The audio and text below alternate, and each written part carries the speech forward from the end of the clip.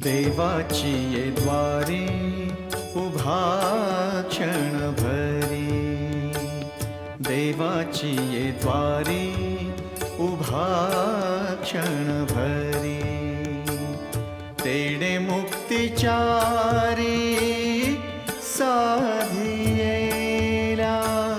तेडे मुक्तिचारी। कालखंड आपल्या सर्वांना माहिती की ठाणे असेल, मुंबई असेल, या शहरांमध्ये देखील महानगरपालिकेमध्ये नगरसेवक ते महापौर पद अनेक पद भूषवित असताना अनेक ज्येष्ठ नेत्यांच्या संपर्कामध्ये साहेब आल्यानंतर वेगवेगळी पद भूषवली आणि विधान परिषदेचे उपसभापती म्हणून त्यांची कारकीर्द ही सत्ताधारी आणि विरोधी पक्षांच्या ध्यानामध्ये राहील अशा पद्धतीने झाली। शिरूर तालुका हा आपला नेहमी दुष्काळी तालुका। बापटसाहेब शिरूरचा दुष्काळ नाहीसा व्हावा म्हणून चासकमान धरणाची मागणी शिरूर तालुक्यातल्या जनतेने 30-40 वर्ष आंदोलनं करून वेगवेगळ्या मार्गाने शासनाकडनं मंजूर करून घेण्यासाठी प्रयत्न केले आणि त्यामध्ये आदरणीय शरदरावजी पवार साहेब यांच्या माध्यमातून त्यांच्या मार्गदर्शनाखाली हा दुष्काळी तालुका पाण्यानं आणि शेतीला विकासाच्या दृष्टिकोनातून चासकमानच्या धरणाच्या माध्यमातून सुखी व्हावा हे प्रयोजन केलं गेलं। 76 साली भूमिपूजन झालं, 2000 सालापर्यंत धरणाचं काम पूर्ण झालेलं होतं। कॅनॉल नव्हता आलेला, मुखईपर्यंत पाणी आलेलं होतं आणि इथं आता आपण जिथं उभे आहोत, डावखरे साहेब घरात एक दुःखद घटना घडलेली होती। वडिलांचं दुःखद निधन झालं आणि 10 दिवस हे सलग थांबले। रस्त्याने जाता येताना पाहिलं महिला पाण्याचे हंडे घेऊन डोक्यावरून अनवाणी चाललेल्या होत्या आणि प्यायला पाण्याचं दुर्भिक्ष होतं। सळुंके साहेब डावखरे साहेब बोलताना मग बोलता म्हटले, काका काय अशी परिस्थिती, पाणी इथपर्यंत आलंय, पुढं नाही म्हटलं साहेब, वेळ नदीपर्यंत पाणी आलेलं आहे, वेळ नदी ओढून पुढच्या भागाला पाणी गेलेलं नाही। डावखरे साहेबांनी स्वतः लक्ष, ते विधान परिषदेचे अध्यक्ष होते, नागपूरच्या अधिवेशनात मला बोलून घेतलं आणि स्वतः पुढाकार घेऊन स्वतः तारांकित प्रश्न मांडून तशा पद्धतीनं डिसिजन देऊन त्यांच्या पॉवरमध्ये हे पाणी रांजणगाव गणपतीपर्यंत नेण्याचं काम जे झालं, हिवरा पिंपळा या परिसराला जे पाणी आलं त्याचं सगळं श्रेय वसंतरावजी डावखरे साहेबांना आहे।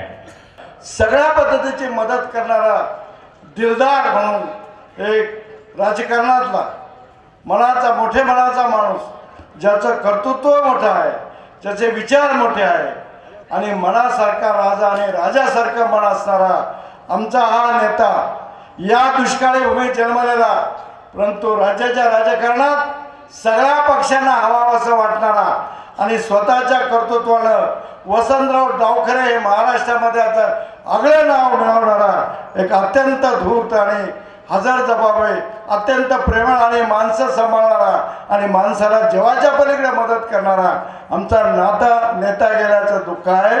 त्यांच्या पाठीमागे रंजनराव डावखरे त्यांची भूमिका अतिशय समर्थपणे सांभाळीत आहे।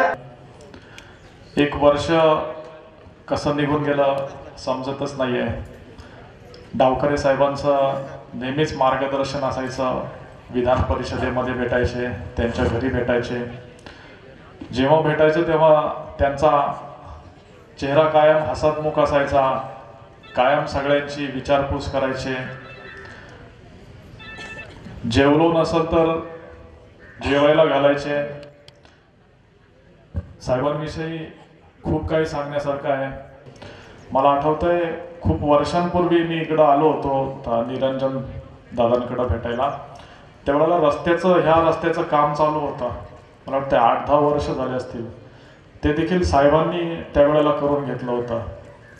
इथल्या शाळांसाठी वेगळ्या प्रकल्पांसाठी साहेबांनी नेहमीच मदत केलेली आहे। डावखरे साहेबांच्या बाबतीमध्ये एक छोटासा किस्सा माझ्या आयुष्यातला मी सांगणार आहे। मुद्दाम पालकमंत्री महोदय या ठिकाणी आहेत। मी सांगोला तालुक्यातला रहिवासी, सोलापूर जिल्ह्यातला। माझे वडील कैलासवासी आमदार होते, माझे वडील, आणि मी मागच्या विधानसभेच्या निवडणुकीच्या वेळेला गणपतराव देशमुखांच्या विरोधात माझा फॉर्म भरला आणि पवार साहेब तिथं खासदार होते माड्याला, आणि मला सांगितलं की आघाडी झालेली आहे, तर तुला अर्ज माघारी घ्यावा लागेल। साहेबांना म्हणलं, तर मी काय साहेब मला उभाच राहावं लागतंय. मी डावकरे साहेबांना माझ्याकडे पाठवलं. त्यांनी मला सांगितलं की तू अर्ज काढ, पुढच्या आठवड्यामध्ये तुला विधान परिषदेचा आमदार म्हणून नियुक्त करायची जबाबदारी वसंतरावांच्यावर आहे. आणि मी अर्ज माघारी घेतला. पवार साहेबांचा आदेश काही मोडू शकत नाही. आणि डावकरे साहेबांनी पुढच्या लगेच 15 दिवसामध्ये विधान परिषदेचा आमदार म्हणून माझी त्या ठिकाणी सोलापूर जिल्ह्यातनं नियुक्ती केली. इतके अतिशय जिव्हाळ्याचे आणि घरोब्याचे संबंध की ग्रामसेवकांची ठाणे जिल्ह्यामध्ये भरती होती आणि डावऱ्यामधून 2 मुलं अतिशय गरीब होती की तिथं ठाण्यामध्ये काहीतरी आपली ओळख असावी. साहेबांना फोन केला आणि ती मुलं ज्यावेळेस ठाण्याला गेली त्यावेळेस त्यांची राहण्याची व्यवस्था आणि परीक्षा झाल्याच्या नंतर परत येण्यासाठी त्यांची खर्चाची व्यवस्था, इतकी काळजी घेणारा आणि आपल्या जन्मगावातील तालुक्यातील प्रत्येकाला मदत करणारं असं नेतृत्व होतं. 2004ला मी भारतीय जनता पक्षातनं आमदार झालो आणि साहेबांनी मला आवर्जून बोलवलं की बाबाजी तुम्ही माझ्या बंगल्यावर या. मी तिथे गेलो, नाश्ता झाला. सुनील तटकरे साहेब तिथे होते. म्हटले माझ्या तालुक्याचे आमदार, त्यांचा सत्कार करायचा. नाश्ता झाला तरी सत्काराला वेळ का लागतो असं थोडंसं वातावरण दिसायला लागलं. तेवढ्यात त्यांनी पाठवलेला दादरवरून ती गाडी आली. म्हटले बाबरावजी तुम्ही भारतीय जनता पक्षाचे आमदार आहात, तुमच्यासाठी मी दादरवरून भगवा फेटा मागवलेला आहे. आणि सुनील तटकरे साहेबांना सांगितलं की तुम्ही हा फेटा बांधून त्याचा सत्कार करा. म्हणजे कुठलाही पक्ष असो, गट असो, राजकीय कुठलाच आकस नव्हता त्या माणसाचा. अनेकांनी सांगितलं, अनेक जण सांगतील ते जरूर काँग्रेस पक्षामध्ये होते, राष्ट्रवादी काँग्रेस पक्षामध्ये होते, पण कोणत्या पक्षामध्ये त्यांचा मित्र नाही असा एकही पक्ष त्यांना त्या ठिकाणी सापडणार नाही. शिवसेनेमध्ये त्यांच्या शब्दाला किंमत होती, काँग्रेसमध्ये त्यांच्या शब्दाला किंमत होती, भारतीय जनता पक्षामध्ये त्यांचे मित्र होते. त्यामुळे कुठल्याही अडचणीच्या काळामध्ये वसंतरावांनी टाकलेला शब्द हा राज्याच्या विधिमंडळामध्ये, मग ते विधान परिषद असेल किंवा विधानसभा असेल, त्या ठिकाणी कधी डावलला गेला नाही. आज ते आपल्यामध्ये नाही आहेत. हे केवळ फक्त वसंतरावांबरोबर मुंबईला विधानसभा, विधान परिषद इथे कायम भेटी व्हायच्या, गप्पा व्हायच्या. त्यांचं ऑफिस आणि बंगला हा सर्वच राजकीय पक्षाच्या लोकांना आपला वाटायचा. माझा आणि त्यांचा परिचय 1985 पासून. 86ला मी जेव्हा पुणे महापालिकेत स्थायी समितीचा अध्यक्ष झालो तेव्हा वसंतरावांनी मला फोन करून सांगितलं की तुम्ही आता इथे चेअरमन आहात, आमच्या ठाण्याची स्टँडिंग कमिटी कशी चालवावी त्यांना अनुभव यावा म्हणून मी माझ्या सगळ्या स्टँडिंग कमिटीच्या लोकांना पुण्याला पाठवतो. प्रकाश परांजपे वगैरे त्यावेळेला स्टँडिंग कमिटीत होते, निरंजन, आणि ते पुण्याला आले होते. सन्मान हॉटेलवर डावकरे साहेबांचा मुक्काम असायचा बरेच वेळेला. आणि अनेक गोष्टी, प्रसंग डावकरे साहेबांच्या संदर्भात मला आठवतात. अनेक वक्त्यांनी भाषणं केली आणि हे खरंच आहे की त्यांची सगळीच कारकीर्द ही खूप चांगली होती. त्यांच्यातलं सगळ्यात चांगलं वैशिष्ट्य असं होतं की त्यांचे सर्व राजकीय पक्षांशी संबंध चांगले होते. खरं तर राजकारणातल्या सगळ्याच लोकांनी हा आदर्श ठेवला पाहिजे की आपण खूप राजकीय अस्पृश्यता पाळतो. आम्ही पुण्यामध्ये तो प्रयत्न करतो आणि यशस्वी पण आहोत की आपली मतं वेगळी असतील, पक्ष वेगळा असेल, निवडणुकीत जनता ठरवेल, पण इतक्या टोकाच्या भूमिका जेव्हा आपण घेतो तेव्हा जनतेला पण ते आवडत नसते. आणि म्हणून विचारसरणी वेगळे असू शकते, पण समाजात काम करताना सगळ्यांनी एकत्र काम करावं. अनेक माणसं, अनेक विचित्र स्वभावाची माणसं, वेगवेगळ्या स्वभावाची माणसं त्यांनी जोडली होती.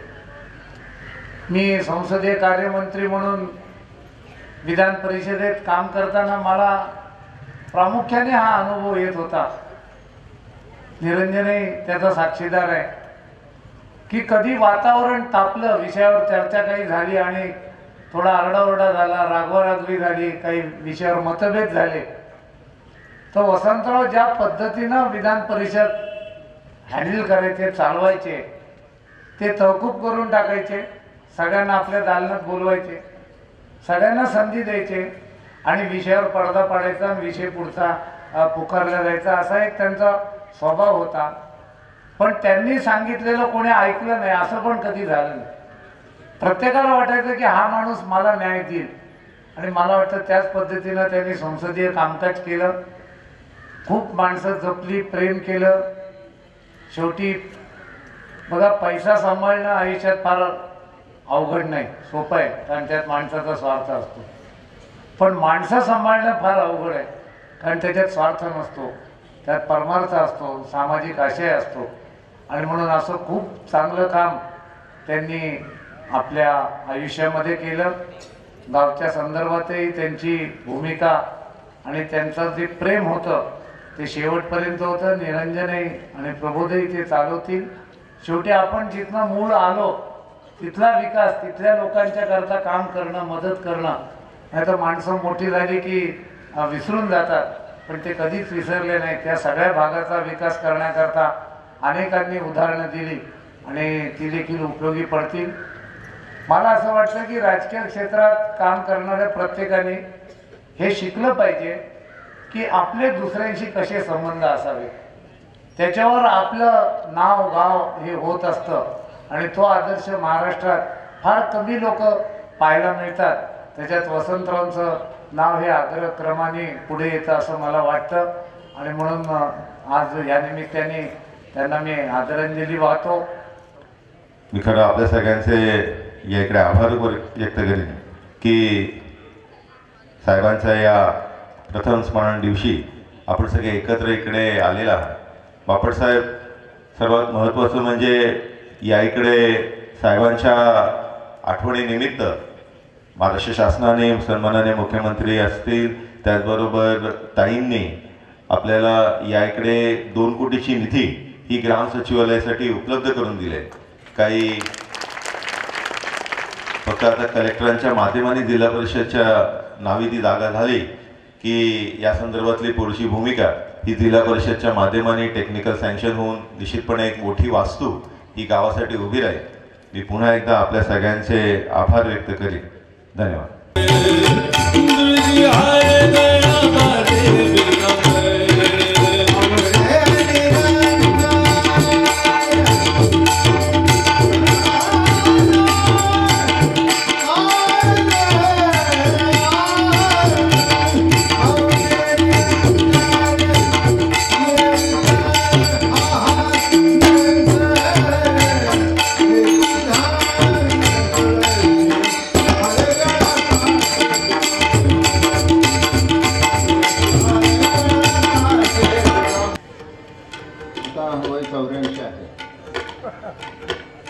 जवळजवळ महाराष्ट्रातले सगळे मुख्यमंत्री, सगळे मंत्री भेटले, त्या डावखे साहेब भेटले होते. म्हणाले होते एकदा केव्हा तरी आमच्याकडे या. मला असं वाटलं नव्हतं की त्यांच्या पुण्यतिथीला मला कीर्तन करायची परवानगी. पण आता तुम्ही म्हणालात की पत्ता तिकडून मिळवला, पत्ता चुकला नव्हता, फक्त योग्य वेळी सापडला. आणि इच्छा होती की आज त्यांची पूर्ण होते याचा मला आनंद आहे. कारण हे कुठच्या नाही कुठच्या सभेमध्ये कार्यक्रमामध्ये ही मंडळी भेटायची आणि आमचा संबंध फक्त परमार्थाचा. 2 गोष्टी बोलले, प्रेमाने दिले गेले संबंध. आज त्यांच्या चिरंजीव येऊन भेटले. चांगलं नाव आहे, देवापुढे नेहमी निरंजन असावं.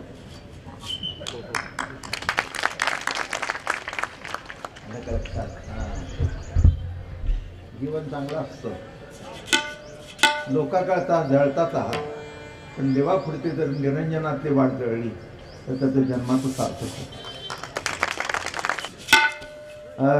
जगी आईसा बाप भावा जगी ऐसा बाप व्हावा, जगी ऐसा बाप व्हावा, जगी ऐसा बाप व्हावा, त्याचा वंश मुक्तीस जावा, त्याचा वंश मुक्तीस जावा, पोटा येता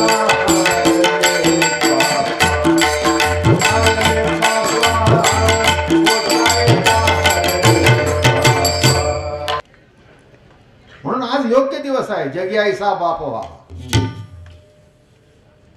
मी काही गाडी अभंग ठरवत नाही. येता येता येता येता येता येता येता येता येता ती चिठ्ठी मी म्हटलं होतं माझ्या खिशात घाल. आडनाव काय? माझ्या डोक्यात बसलो होतं डाव खुरे, आणि बघितल्यानंतर खरे. अरे बापरे, तिथे अर्थ सुचला. आयुष्यभर जो खरा डाव खेळला तो डाव खरे.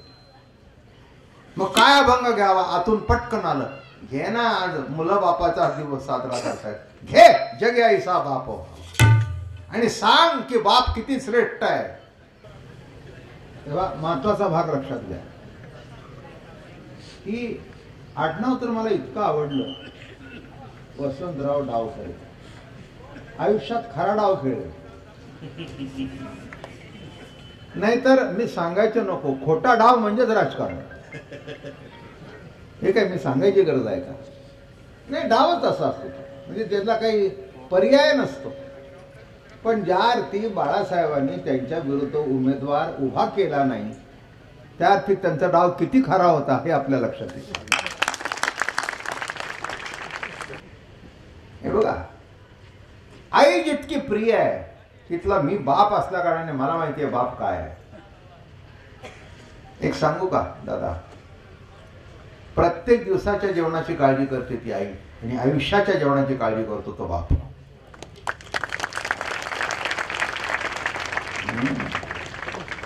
त्या इथे बसल्यात ना, यांना एवढीच काळजी असते, आता सकाळी एक झालं, संध्याकाळी काय भाजी करू. विचारायचं सगळ्यांना काय काळजी आहे. हा, फ्लावर झालं, आता काय कोबी करू, तर कोबी धाकट्याला आवडत नाही. हा, यांना आमका आवडत नाही. मग सगळ्यांच्या आवडी पुरी करून एकदा पोरं जेवली, एका दिवसाची काळजी, आजचा दिवस संपला. हा, आजचा दिवस संपला नाही, मी गेलो तरी माझ्या बाळाला कोणापुढे हात पसरायची पाळी येऊ नये. काय बाप, काय बाप. आणि मी बाप असल्या कारणाने मला माहिती आहे काय बाप आहे. दादा, ही सगळ्या समोर रडते ती आई, आणि हातल्या हात आपल्या बाळा करता रडतो तो बाप.